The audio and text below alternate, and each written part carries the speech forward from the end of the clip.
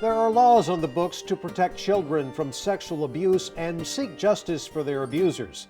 But KXAN has discovered a gap in one of those laws, leaving some young victims unprotected. A dangerous scenario that could soon become a lot safer after our Brian Collister took this investigation to the state capitol. Brian? Shannon and Robert, Texas law says felony sexual assault of a child is when the victim is 17 years old or younger.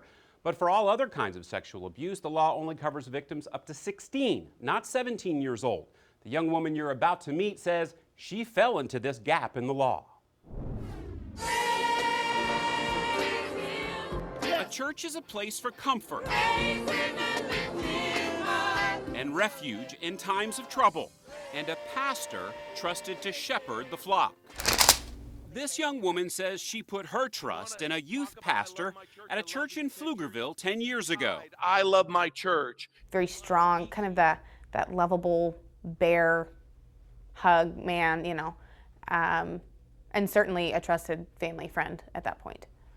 She asked we not show her face because she says the pastor molested her in 2006 when she was just 17. After troubles at home, she says he invited her to live with his family so he could counsel her. I was going to their home to be counseled. I was going to their home to overcome my childhood abuse, and I trusted that he was going to fulfill that. So the physical touching started with a back adjustment and escalated very quickly to him coming in my room at night and pulling up my shirt and my bra and touching me. It took her nearly a decade to come forward, first telling her story to someone here at the Williamson County Children's Advocacy Center, who then contacted law enforcement. According to a Round Rock Police Department report,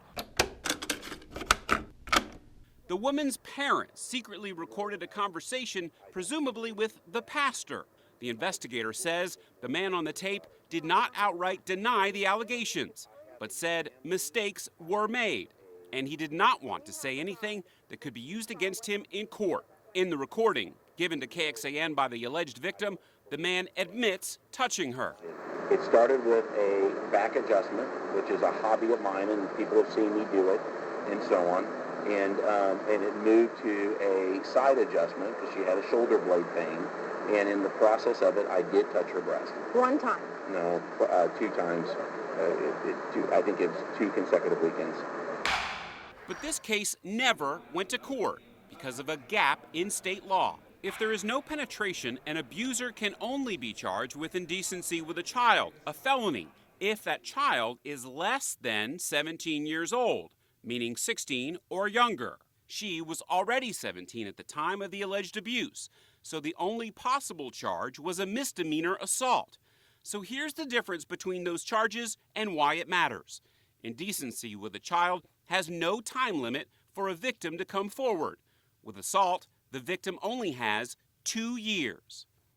Victims like me can't come out 5 years later and get the kind of justice that we deserve and that we need to kind of heal and move on. The police investigator looking into the case said, since it happened so long ago and it would be considered a misdemeanor assault, the statute of limitations would prevent any further investigation.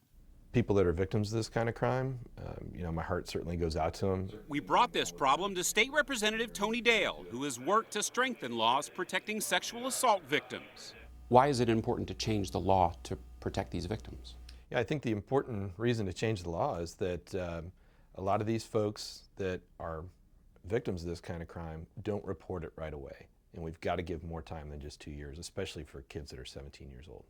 The pastor declined an interview, but emailed us saying the police report contains grossly exaggerated allegations against him.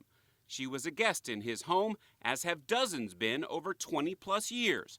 She progressively manipulated opportunities to benefit her, much like she is doing now through her most recent claims. We are not naming the pastor because he was never charged, never convicted of any crime. I saw him as a preacher. I saw him as a counselor. I saw him as a mentor. Why share your story? I think the biggest reason I'm sharing my story is I want to protect the other future victims. Now, several other states have closed the age gap to cover 17-year-olds. Representative Dale says he'll probably take the same approach and create a new offense called sexual battery to give victims longer to come forward. We'll keep you posted on his progress. Brian Collister, KXAN Investigates. And online now at KXAN.com, we have a breakdown of the law and what you need to know about those important timelines to report abuse.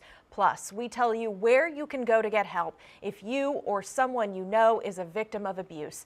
Find this story in the investigative section of KXAN.com. And this story started with a tip.